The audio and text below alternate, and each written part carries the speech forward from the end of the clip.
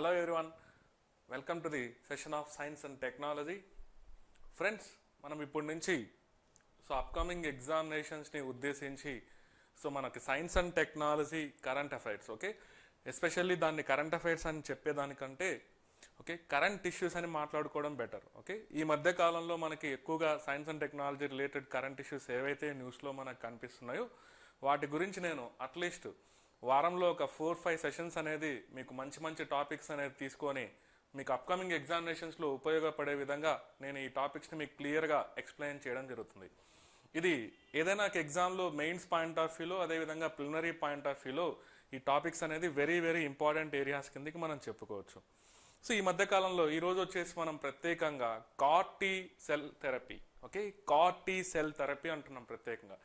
ఈ మధ్యకాలంలో మన భారతదేశం క్యాన్సర్కి సంబంధించి ఉపయోగించేటువంటి ట్రీట్మెంట్ మెథడ్లు ఎస్పెషల్లీ జీన్ థెరపీ అని మనం చెప్పుకోవచ్చు.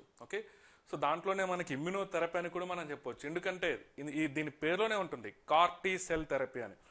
మనకి బ్లడ్ రిలేటెడ్ క్యాన్సర్స్ లైక్ ల్యూకేమియాస్ కానీ లింఫోమాస్ కానీ ఇలాంటి క్యాన్సర్స్ని ట్రీట్ చేసేటువంటి ప్రాసెస్లో ఒక ఇండిజినస్ టెక్నాలజీని ఉపయోగించి ఐఐటి బాంబేకి సంబంధించినటువంటి ఒక సంస్థ ఐఐటి బాంబే కింద పనిచేసేటువంటి ఒక సంస్థ ఇమ్యూనో యాక్ట్ అనేటువంటి ఒక కంపెనీ నెక్స్కార్ 19 అనేటువంటి ఒక డ్రగ్ని రిలీజ్ చేసిందని మనం చెప్పుకోవచ్చు. అంటే ఒక సెల్ థెరపీ అని మనం చెప్పుకోవచ్చు. అది నెక్స్కార్ 19 అనేది క్యాన్సర్ ట్రీట్మెంట్లో ఉపయోగించేటువంటి కార్ టీ సెల్ థెరపీ అని మనం చెప్పుకోవచ్చు ఇండైరెక్ట్గా మనం చూసినట్లయితే. దాని గురించి నేను ఈ క్లాస్లో మీకు ఎక్స్ప్లెయిన్ చేయనున్నాను క్లియర్లీ. ఇక్కడ చూడండి ఫ్రెండ్స్, మనకి కార్ టీ సెల్ థెరపీ అంటున్నాం అంటే ఏంటిది క్లియర్లీ. దీని గురించి తెలుసుకునే ముందర ఫస్ట్ ఆఫ్ ఆల్ ప్రతి ఒక్కరికి మనకి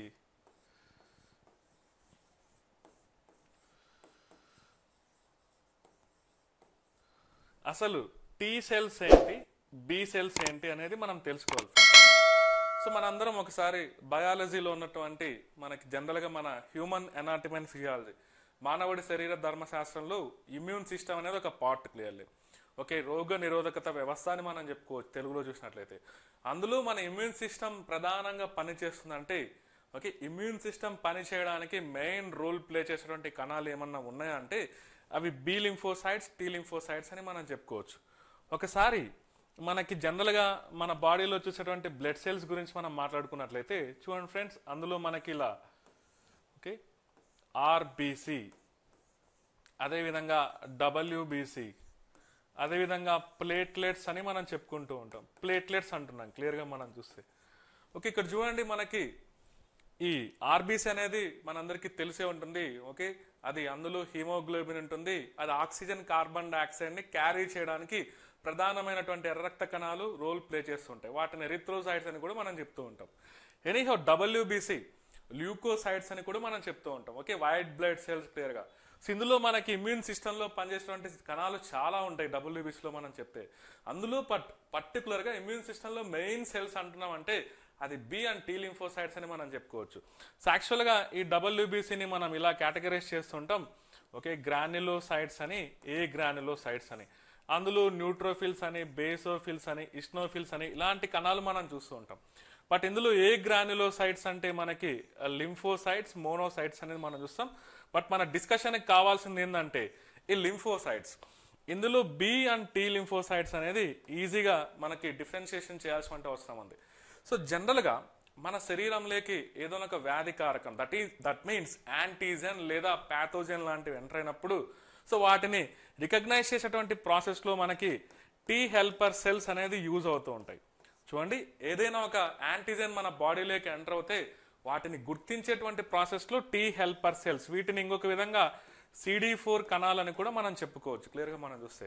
అదేవిధంగా ఒక్కొక్కసారి మన బాడీలో ఏదైనా ఒక సెల్స్ని డ్యామేజ్ చేయాలన్నటువంటి అవసరం వచ్చిందనుకోండి. ఫర్ ఎగ్జాంపుల్ క్యాన్సర్ సెల్స్ ఇలాంటివి జనరేట్ అయినప్పుడు, లేదా ఏదైనా ఒక బ్యాక్టీరియా సెల్స్ ఇలాంటివి టార్గెట్ చేసేదానికి అవసరం వచ్చినప్పుడు మనకి సైటోటాక్సిక్ టీ సెల్స్, పేరులోనే ఉంది సైటోటాక్సిక్. సైటోటాక్సిక్ అంటే కణాలను డ్యామేజ్ చేసేది ఇండైరెక్ట్ గా.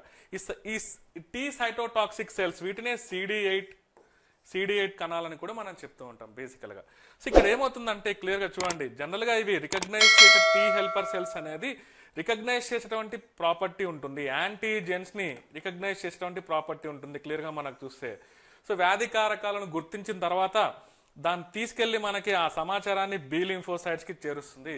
ఈ బి లింఫోసైట్స్ అనేది ఓకే మనకి శరీరంలో యాంటీబాడీస్ని ప్రొడ్యూస్ చేస్తుంటాయి క్లియర్గా మనం. ఈ విధంగా ఇమ్యూన్ సిస్టమ్ అనేది పనిచేస్తుంటుంది.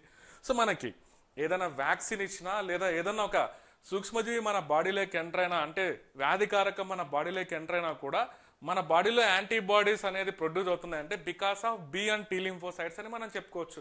సో బి లింఫోసైట్స్ అనేది యాంటీబాడీస్ ఉత్పత్తి చేసేటువంటి ప్రాసెస్లో ఉంటే, టీ లింఫోసైట్స్ అనేది కొన్ని యాంటీజెన్స్ ని రికగ్నైజ్ చేసేటువంటి ప్రాసెస్లో, అదే విధంగా ఈ టీ సైటోటాక్సిక్ సెల్స్ అనేది సెల్స్ ని డ్యామేజ్ చేసేటువంటి ప్రాసెస్ లో ఇన్వాల్వ్ అవుతుంటాయని మనం చెప్పుకోవచ్చు. అంటే కొన్ని బ్యాక్టీరియా కణాలు అనుకోవచ్చు, ఏదైనా క్యాన్సర్ లాంటి కణాలు డెవలప్ అయినప్పుడు వాటిని టార్గెట్ చేసేటువంటి ప్రాసెస్ లో ఈ టీ సైటోటాక్సిక్ సెల్స్ అనేది పనిచేస్తూ ఉంటాయి ఫ్రెండ్స్ క్లియర్లీ.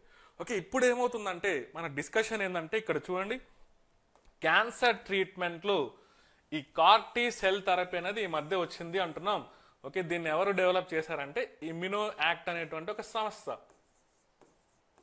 ఇమ్యూనో యాక్ట్ ఇది IIT బాంబే కింద పనిచేస్తుందని మనం చెప్పుకోవచ్చు. IIT బాంబే కింద పనిచేసేటువంటి ఒక సంస్థ క్లియర్గా మనం చూస్తే. ఎనీహౌ దీనికి సంబంధించిన థెరపీ పేరు కూడా ఇలా నేమ్ అనేది ఒకటి ఇండికేట్ చేసాం. ఓకే, దాన్నే మనం ఇలా నెక్స్కార్ 19 అనేటువంటి నేమ్తో ఈ థెరపీని మనం ఆల్రెడీ అప్రూవ్ చేశామని మనం చెప్పుకోవచ్చు క్లియర్లీ. ఓకే, అందులో దాన్ని మనం ఇమ్యూనోథెరపీ లాంటిదని కూడా మనం చెప్పుకోవచ్చు. క్యాన్సర్ ట్రీట్మెంట్లో యూస్ చేసేటువంటి జీన్ థెరపీ లాంటిదని కూడా మనం చెప్పుకోవచ్చు. సో జనరల్గా క్యాన్సర్ ట్రీట్మెంట్లో మనం ఏం యూస్ చేస్తుంటాం ఫ్రెండ్స్, కీమోథెరపీ అని మనం చెప్పుకోవచ్చు. డ్రగ్స్ను మనం వాడుతుంటాం. అదేవిధంగా రేడియేషన్, ఓకే, గామా రేడియేషన్స్కి ఆ క్యాన్సర్ కణాలను ఎక్స్పోజర్ చేస్తూ అక్కడ ఉన్నటువంటి కణాలను రిమూవ్ చేయడానికి ట్రై చేస్తుంటాం. సిమిలర్లీ మనకి అవసరం వచ్చినప్పుడు సర్జరీ ద్వారా కూడా కొన్ని క్యాన్సర్స్ ని మనం రిమూవ్ చేయవచ్చు బేసికల్గా మనం చూస్తే. సో యాక్చువల్గా దీనికి ఉన్నటువంటి స్పెషాలిటీని టీ సెల్స్ ని మాడిఫై చేయడం. ఓకే, టీ సెల్స్ ని మాడిఫై చేసి వాటి యొక్క అవుటర్ లేయర్స్ లో ఇలా కైమరిక్ యాంటీజెన్ రెసెప్టార్స్ ని ఫామ్ చేస్తూ దాని పేరు ఏమంటున్నాం, chimeric antigen receptors. Okay, T cells ని మాడిఫై చేసే విధంగా ఇవి పనిచేస్తాయని మనం చెప్పుకోవచ్చు. కైమరిక్ యాంటీజెన్ రెసెప్టార్, సో పేరులోనే ఉంది, యాంటీజెన్స్ ని టార్గెట్ చేసే విధంగా. ఓకే, క్యాన్సర్ కణాలను టార్గెట్ చేసే విధంగా దీని నిర్మాణం అనేది చేంజ్ చేస్తారు ఇండైరెక్ట్ మనం చూస్తే. ఓకే, దాంట్లో క్లియర్గా చూడండి, కైమరిక్ యాంటీజెన్ రెసెప్టార్ టీ సెల్స్ అంటున్నాం క్లియర్గా. సో ఈ విధంగా దాన్ని మాడిఫై చేసి ఆ సెల్స్ ని ఏ పేషెంట్ నుంచి తీస్తున్నామో బయటికి, ఓకే, ఆ పేషెంట్లో ఉన్నటువంటి కణాల్లో ఈ విధంగా మాడిఫై చేసి దాన్ని ల్యాబ్లో వాటిని మల్టిప్లై చేసేసి మళ్ళీ ఆ పేషెంట్కి ఇవ్వడం జరుగుతుంది. అప్పుడు ఏం చేస్తుంది, ఈ కణాలు అనేది ఏం చేస్తాయంటే ఈ కైమరిక్ యాంటీజెన్ రెసెప్టార్ ఎక్కడైతే క్యాన్సర్ కణాలు ఉంటాయో వాటిని టార్గెట్ చేస్తూ వాటిని డిస్మాంటిల్ చేస్తూ పోతుంది. అది ఇందులో ఉన్నటువంటి ప్రాసెస్. ఓకే, ఈ ప్రాసెస్ ని డెవలప్ చేసినటువంటి డెవలపింగ్ కంట్రీస్ లో అభివృద్ధి చెందుతున్నటువంటి కంట్రీస్ లో మన భారతదేశం ముందంజలో ఉంది. సో ఫస్ట్ కంట్రీ అని మనం చెప్పుకోవచ్చు డెవలపింగ్ కంట్రీస్ లో. ఇది చాలా లిమిటెడ్ కంట్రీస్ లో ఉంది. సో బట్ డెవలపింగ్ కంట్రీస్ లో అంటున్నాను నేను ఇక్కడ, డెవలపింగ్ కంట్రీస్ లో మన భారతదేశమే ముందంజలో ఉందని మనం చెప్పుకోవచ్చు. అది కూడా మన ఇండిజీనియస్ నాలెడ్జ్ ను ఉపయోగించి, స్వదేశీ సాంకేతిక పరిజ్ఞానాన్ని ఉపయోగించి ఈ CAR-T సెల్ థెరపీ అనేది మనం డిజైన్ చేసాం ప్రత్యేకంగా మనం చూస్తే. ఆల్రెడీ గవర్నమెంట్ అనేది అప్రూవల్ ఇచ్చింది క్లియర్గా. ఈ అప్రూవల్ ఇవ్వడానికి క్లియర్గా మనకు చూస్తే okay, central drug standards control organisation. Okay, ఏదైనా మన భారతదేశంలో కొత్తగా ఏదన్నా ఒక డ్రగ్స్ లాంటిది అనుకోవచ్చు క్లియర్గా మనం చూస్తే, అంటే ఔషధాలు లాంటి దానిలో పర్మిషన్ ఇవ్వాలంటే ఇక్కడ మనకి central drug standards control organisation అనేది ఒకటి పనిచేస్తుంది క్లియర్గా. ఓకే, వాటికి అప్రూవల్ కూడా ఇవ్వడం జరిగింది క్లియర్గా మనం చూస్తే. ఓకే, ఆల్రెడీ ఒక పేషెంట్ ని మనం రికవర్ చేసాం ఈ CAR-T సెల్ థెరపీని ఉపయోగించి క్లియర్గా. సో ఈ నేపథ్యంలో మనం చూస్తే ఈ CAR-T సెల్ థెరపీ అనేది వెరీ వెరీ ఇంపార్టెంట్ మన కంట్రీకి. ఎందుకంటే మన దేశంలో బ్లడ్ క్యాన్సర్, దట్ మీన్స్ మనకి రక్త క్యాన్సర్ కి సంబంధించి చాలా మంది పేషెంట్స్ సఫర్ అవుతున్నారు. అందులో ప్రత్యేకంగా ఈ CAR-T సెల్ థెరపీ అనేది దేనికి మనకి అప్రూవల్ వచ్చిందంటే చూడండి, లింఫోమాస్ అంటున్నాం క్లియర్లీ. అదేవిధంగా లుకేమియా, చూడండి లుకేమియా, ఈ రెండు blood related, white blood cells related diseases అని మనం చెప్పుకోవచ్చు. సో లింఫోమాస్ అంటే డిఫెక్టెడ్ లింఫోసైట్స్ అనేది ఫామ్ అవుతుంటాయి, అది కూడా ఒక టైప్ ఆఫ్ క్యాన్సర్ అని మనం చెప్పుకోవచ్చు. But leukaemia, so white blood cells overall గా మనం ఇందాక అంటున్నాం, ఓకే, వైట్ బ్లడ్ సెల్స్ ని ఇంకొక నేమ్ తో ల్యూకోసైట్స్ అని మనం చెప్పుకోవచ్చు అంటున్నాం. ఆ పేరు నుంచి ఇది వచ్చింది. White blood cells related cancer అని మనం చెప్పుకోవచ్చు. సో ఈ రెండు క్యాన్సర్స్ ని టార్గెట్ చేసేదానికి దీనికి అప్రూవల్ వచ్చిందని మనం చెప్పుకోవచ్చు. CAR T cell therapy clear గా మనం చూస్తే. సో ఈ నేపథ్యంలో మనకి పేరు కూడా మనకి ఇంపార్టెంట్. ఓకే, నెక్స్ట్ CAR-19 అంటున్నాం. ఓకే, దాని సంస్థ ఇమ్యూనో యాక్ట్ అంటున్నాం. అది IIT బాంబే కిందకి పనిచేస్తుందని మనం చెప్పుకోవచ్చు. సో ఇక్కడ నుంచి మనకి కాంపిటేటివ్ ఎగ్జామ్ లో మనం ఒకసారి CAR T సెల్ థెరపీ గురించి అడగాల్సినటువంటి అవసరం వస్తే ఈ ఏరియా నుంచి మనల్ని క్వశ్చన్ అడగచ్చు. అదే విధంగా ఒక ఫండమెంటల్ డైమెన్షన్స్ లో మనల్ని చెక్ చేయాలంటే అసలు ఈ B lymphocytes, T lymphocytes importance ఏందని కూడా మనల్ని క్వశ్చన్ అడగచ్చు క్లియర్లీ. సో నేను ఇందాకే చెప్పా, సో బి లింఫోసైట్స్ అనేది యాంటీబాడీస్ ని ఉత్పత్తి చేసేటువంటి ప్రాసెస్ లో ఉంటాయి. టీ సెల్స్ అనేది, అందులో టీ హెల్పర్ సెల్స్ అనేది యాంటీజెన్స్ ని రికగ్నైజ్ చేసేటువంటి ప్రాసెస్. యాంటీబాడీస్ ప్రతి రక్షకాలు, మన శరీరాన్ని ప్రొటెక్ట్ చేసేటువంటి పదార్థాలనే, ఓకే, సూక్ష్మజీవుల నుంచి మన శరీరం అనేది ప్రొటెక్షన్ ఉంటుందంటే యాంటీబాడీస్ అని మనం చెప్పుకోవచ్చు. వాటిని ఉత్పత్తి చేసేటువంటి ప్రాసెస్ లో బి లింఫోసైట్స్ ఇన్వాల్వ్ అవుతాయి. మనకి యాంటీజెన్స్ శరీరంలోకి ఎంటర్ అయినటువంటి వ్యాధి కారకాలను రికగ్నైజ్ చేసేటువంటి ప్రాసెస్ లో టీ హెల్పర్ సెల్స్ అనేది ఉంటాయి. ఇంకొక రకం అంటున్నాం టీ సైటోటాక్సిక్ సెల్స్. ఈ టీ సైటోటాక్సిక్ సెల్స్ అనేది నేరుగా కణాలను టార్గెట్ చేస్తూ ఉంటుంది. ఒక బ్యాక్టీరియా కణాన్ని లేదా ఏదైనా సూక్ష్మజీవులకు సంబంధించిన కణాలను, లేదా మన బాడీలో ఎప్పుడైనా క్యాన్సర్ లేదా ఆర్గాన్ ట్రాన్స్ప్లాంటేషన్ అప్పుడు, ఓకే, ఒక్కొక్కసారి ఆర్గాన్ ట్రాన్స్ప్లాంటేషన్ లో రిజెక్షన్స్ కి గురవుతూ ఉంటాయి. అలాంటి సమయంలో ఇలాంటి టీ సైటోటాక్సిక్ సెల్స్ అనేది, ఓకే, వాటిలో ఉన్నటువంటి సెల్స్ ని టార్గెట్ చేస్తూ ఉంటాయి. బేసికల్ గా మనం చూస్తే అది డైరెక్ట్ గా సెల్ మీడియేటెడ్ ఇమ్యూనిటీలో ఇన్వాల్వ్ అవుతుందని మనం చెప్పుకోవచ్చు.